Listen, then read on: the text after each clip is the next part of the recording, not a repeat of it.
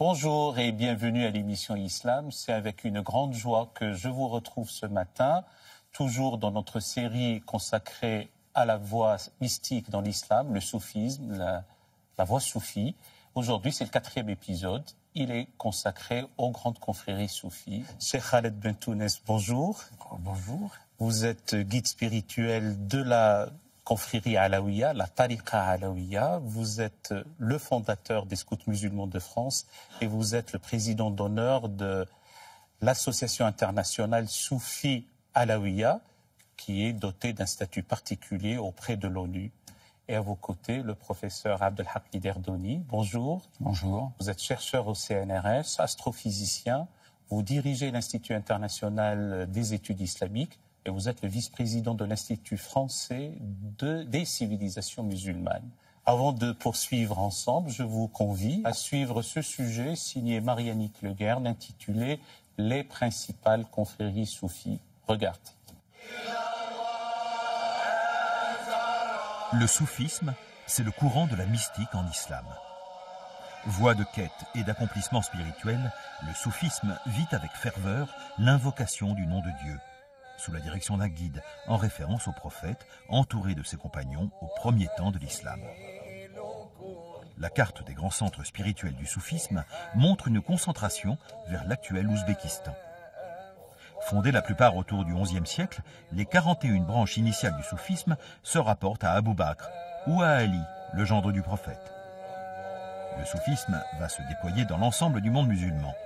Naqshbandiya, Kadiriya, Bouchishiya, Tidjaniya, le nom de la confrérie est relié à celui de son fondateur.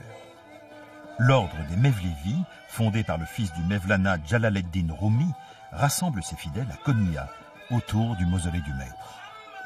C'est à travers la musique et la danse que les Mevlevi ou derviches atteignent l'extase mystique. Le Maghreb est la terre d'élection des grands saints soufis, ceux qui ont choisi la voie de l'excellence du comportement et de l'approfondissement spirituel. Loin du dogmatisme, les confréries prônent l'amour de Dieu par l'intelligence, par le cœur et par l'âme. Au lieu de rencontres spirituelles, les mausolées des grands maîtres soufis font l'objet de veillées auxquelles se joignent avec ferveur des milliers de fidèles chaque année au Maghreb.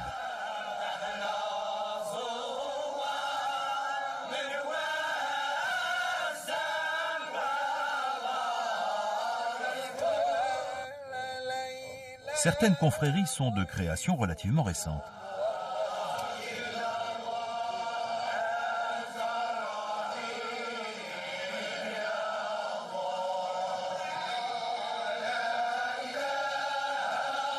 Ainsi, la Tariqa Tidjaniya, fondée à la fin du XVIIIe siècle par le cheikh Ahmed Tidjani, rayonne aujourd'hui bien au-delà des frontières de l'Algérie, du Maroc ou du Sénégal. Les soufis sont aussi de grands voyageurs.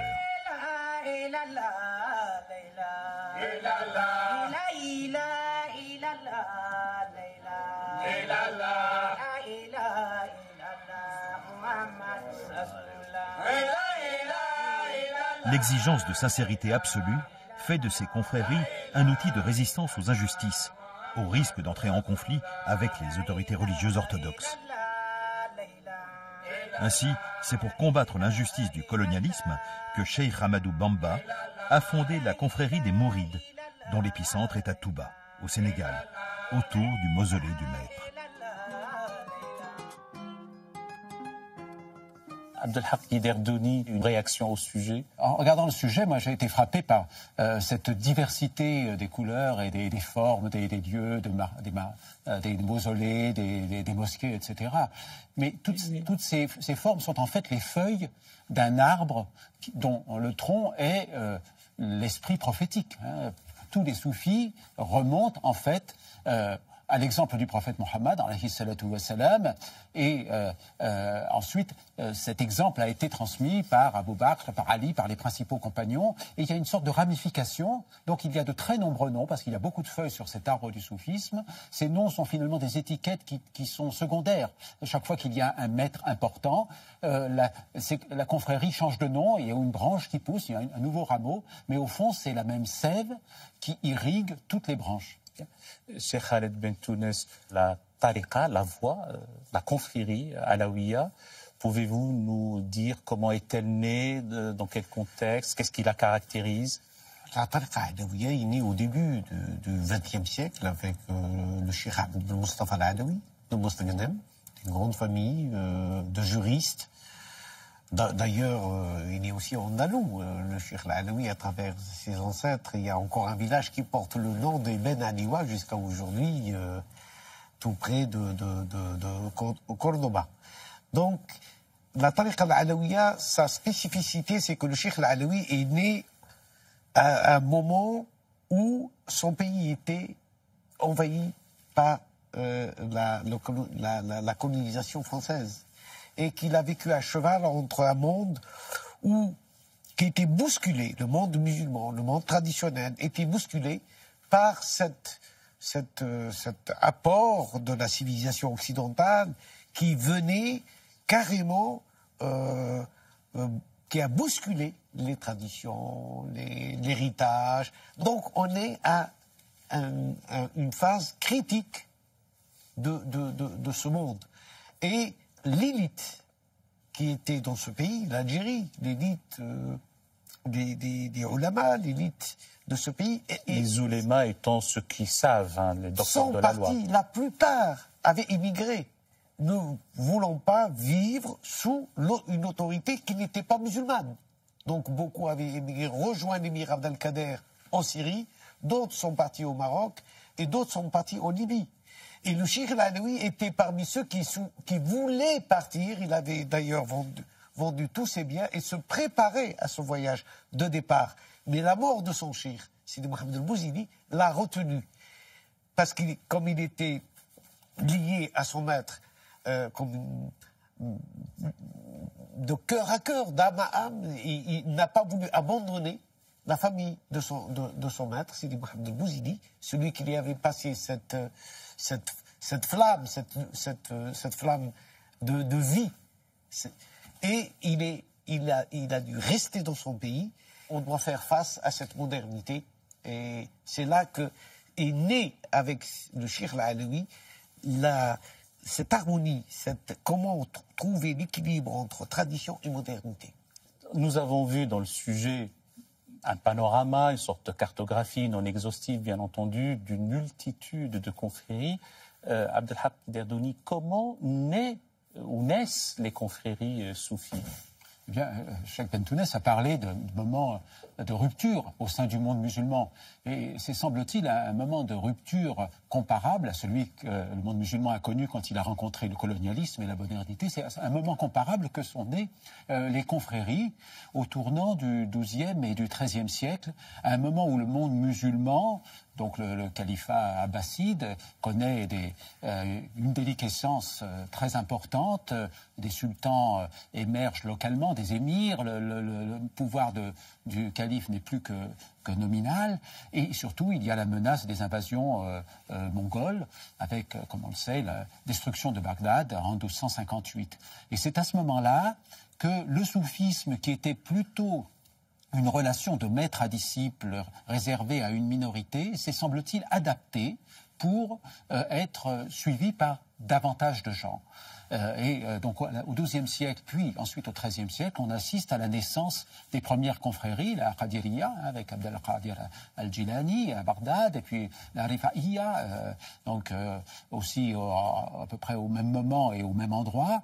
Et puis un peu plus tard, la Chadiliya, donc à Alexandrie, au Caire, en Égypte, au tournant entre la fin du XIIIe siècle et le début du XIVe siècle. Et ces confréries vont être des structures avec un maître, des représentants, des muqaddem, des disciples, une sorte d'étiquette, un drapeau en quelque sorte, des ordres contemplatifs qui vont recueillir l'héritage du soufisme qui était auparavant plus informel et plus privé en quelque sorte, dans le sens où c'était une relation de maître à disciple qui se propageait à travers le temps. Alors les confréries sont nées à ce moment-là et elles se sont diversifiées petit à petit à l'intérieur du monde musulman, d'Orient en Occident, du Nord au Sud, suivant ce qui a été dit dans le sujet que nous avons vu. Cheikh Khaled Bentounès, Encore une fois, nous avons vu une présentation qui n'englobe pas l'ensemble des confréries soufis, notamment à travers l'histoire et même leur étendue dans l'espace. Qu'est-ce qui les caractérise? Y a-t-il des nuances? Quel est leur enseignement? C'est certain qu'il y a des nuances parce que c'est quand même des écoles de pensée. Il ne faut pas oublier qu'il y a une spécificité et le soufisme s'est adapté dans les régions où il a été. Chez les Chishtis en Inde, c'est pas du tout la même chose que on vient de voir l'Afrique noire avec les Mourides ou les Tijanes ou la Senoussia qui est en Libye. Donc, et chaque mouvement est né parce que, n'oublions pas encore une fois, c'est une revivification d'une même chaîne qui se transmet dans la continuité, dans l'espace et le temps. C'est tous des maîtres qui ont été reliés les uns aux autres, historiquement. Donc, c'est pas que... le soufisme n'a jamais subi de coupure dans l'histoire qui le relie à la source. Chose qui est... qu'on ne peut pas dire des autres écoles de pensée de l'islam. Donc, on peut considérer le soufisme comme une école de pensée spirituelle de l'islam. Elle a protégé, parce que à travers le soufisme, on vient de voir la musique. Donc, le rôle de la musique, du sama par exemple, qui n'est pas tout simplement une musique pour les soufis, mais c'est plus une méditation à travers le chant qui rapproche l'âme de l'âme humaine de cette à goûter le divin, à le vivre, et qui nous élève vers un état où le cœur est plus perceptible au prochain, et une ouverture vers la fraternité, vers des valeurs d'humanité, de fraternité, de partage. C'est pour ça que les confrères ont joué un rôle très important à des moments difficiles de la Oumma, contre les Mongols, contre les croisés, contre le colonialisme. Il faut le reconnaître. Tous les grands Amir Abdelkader qui s'est battu pendant 17 ans sortait d'une zawiya, la zawiya al-Qadiriya. Et cette initiation chez les soufis est quelque chose de très important parce qu'elle a une source. Elle a cette source, c'est la retraite. La tikaf, cette retraite, cette halwa, c'est ce face-à-face entre l'être et l'absolu. C'est pas une mystique passive. Le soufisme est une spiritualité vivante et active. Abdelhak Biderdoni, nous avons vu là aussi que des confréries se rattachent à des maîtres fondateurs et elles portent le nom du maître éponyme. Donc, ont-elles un rôle spécifique à jouer dans le siècle, dans la vie politique, ou a-t-elle simplement un enseignement ésotérique? Le soufisme a pour objectif, si on peut le définir ainsi, la connaissance de Dieu, la connaissance transformante de Dieu, qui est une connaissance d'amour et qui doit rayonner sur toute la création et en particulier sur toute l'humanité. Et ça, c'est l'objectif premier du soufisme. Évidemment, il y a des confréries qui sont très ouvertes et qui recrutent des millions de disciples. D'autres sont plus fermées, sont plus élitistes.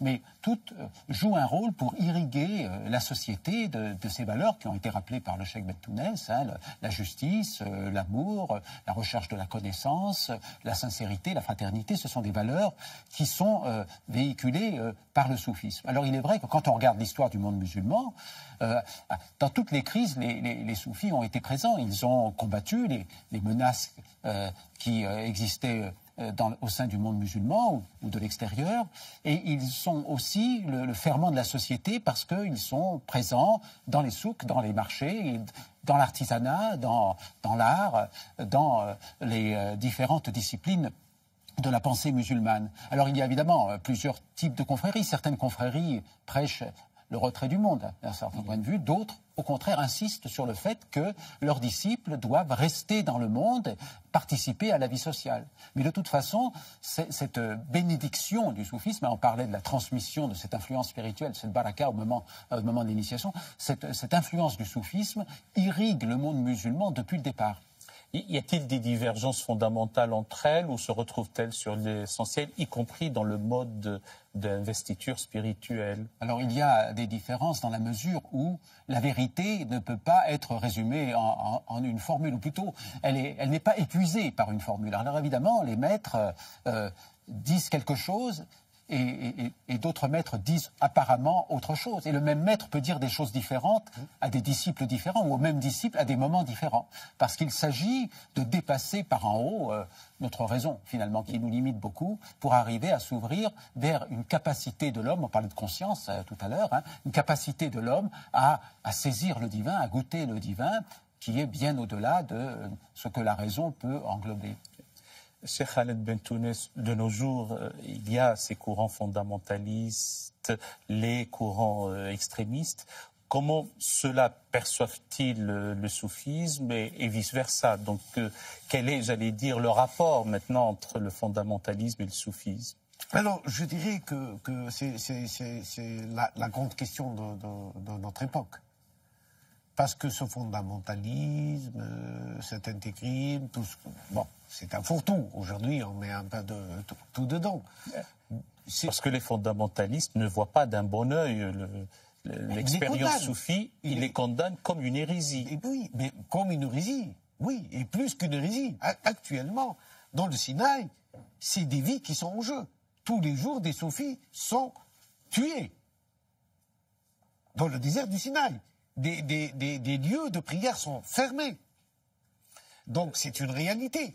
Et puis il y a le problème de la femme. Ça, c'est une problématique centrale dans le soufisme, la place de la femme. Parce qu'ils considèrent que l'égalité entre hommes et femmes dans la transmission de ce message et la continuité de cette spiritualité, elle est tout à fait égale. Donc le rôle de la femme en tant que maître, comme élève,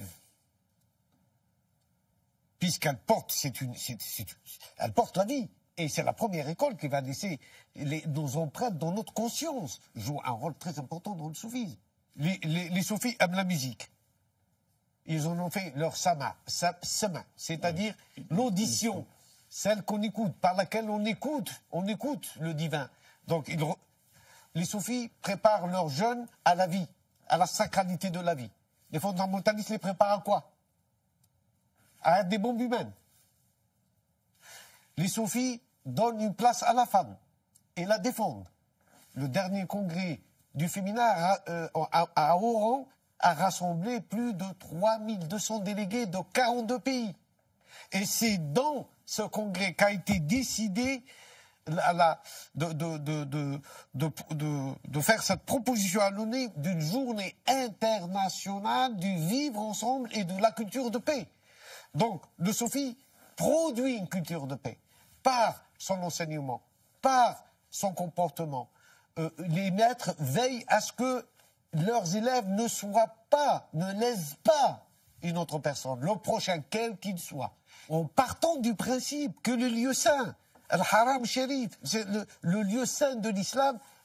On initie, là, quand on est à la Mecque et dans tout le périmètre de pèlerinage, on n'a pas le droit de tuer un animal, un insecte, de casser une branche, même de déplacer un caillou. Et nous avons vu dans le sujet que les séances d'audition de Sama se réunissaient les hommes et les femmes, et la fraternité. Donc une fraternité. Oui, l'homme est ce qu'il est, avec sa complexité, avec son âme, avec cette double réalité. Une réalité angélique, parce que l'homme a le génie aussi du bien, mais il a aussi le génie du mal. Il peut nuire à autrui. Donc ce que nous faisons aujourd'hui, c'est nous vidons notre tradition musulmane, toute cette tradition qui a des siècles, de ce qu'il a porté, de cette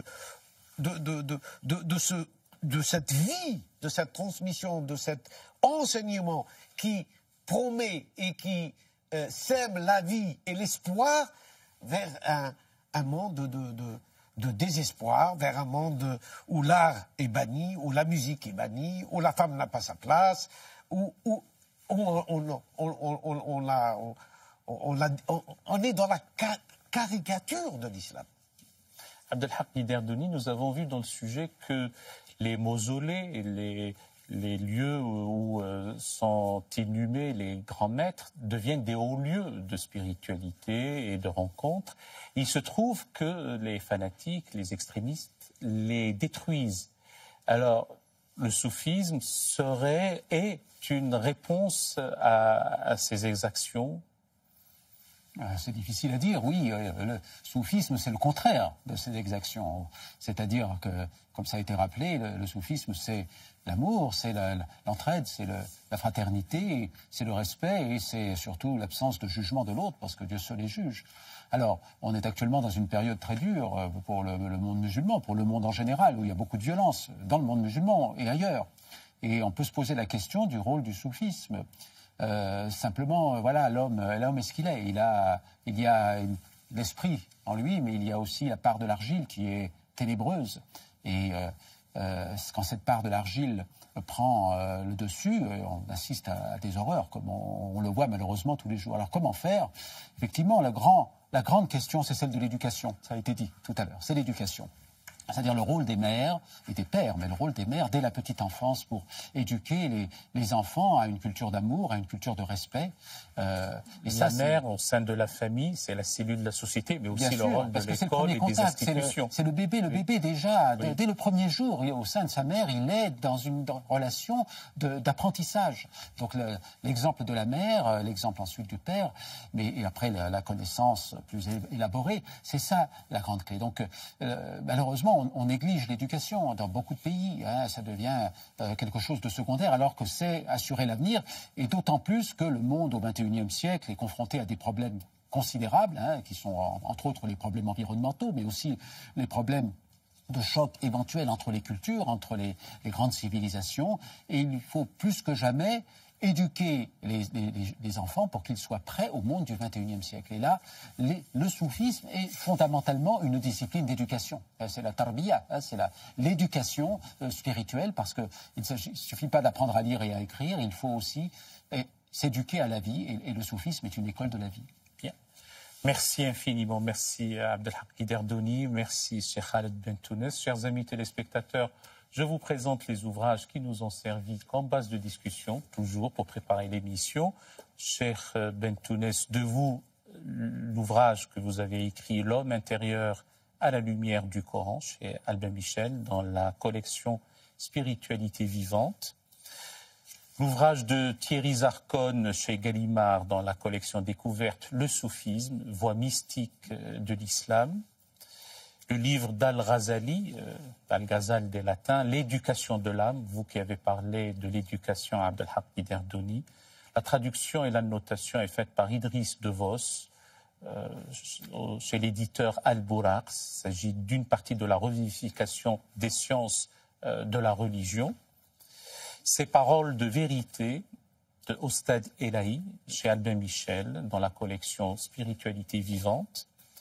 Chercheur de vérité de Idriss Shah, et la préface est de Doris Lessing, récits, dits et contes soufis, toujours chez Albin Michel, dans la collection Spiritualité vivante. Nous avons évoqué avec vous, chez Khaled Bentounes, Ahmed Al-Alawi, donc lettre ouverte à ceux qui critiquent le soufisme, chez l'éditeur Entrelacs, et la collection Hikma, qui veut dire sagesse. Et en parlant de sagesse, donc de Ahmed Al-Alawi lui-même, Sagesse céleste. Donc là, il y a un traité de soufisme. L'édition est revue, corrigée et augmentée, toujours chez l'éditeur Entrelacs. Et puis, j'ai la déclaration de Paris, la vôtre, que vous avez élaborée déjà à l'UNESCO, comme une préparation d'une charte que vous avez présentée à l'ONU, Cheikh Khaled Bentounes. Effectivement, nous avons présenté à l'ONU cette journée internationale du vivre ensemble et de la culture de la paix.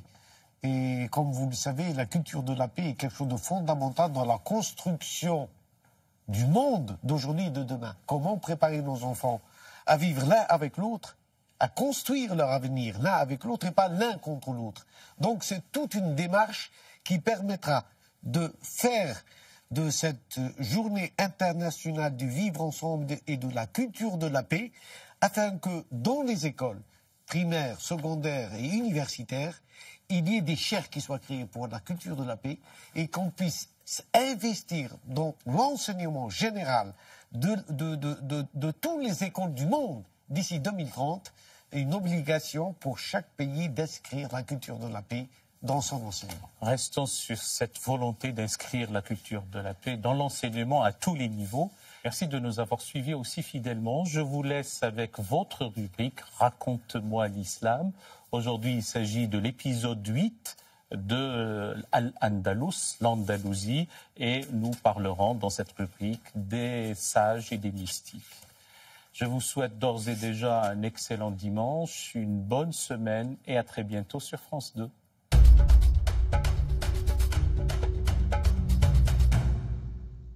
Bonjour, salam, bienvenue dans votre rubrique « Raconte-moi l'islam ». 8e épisode de notre série sur l'histoire et la civilisation d'Al-Andalus, l'Espagne musulmane.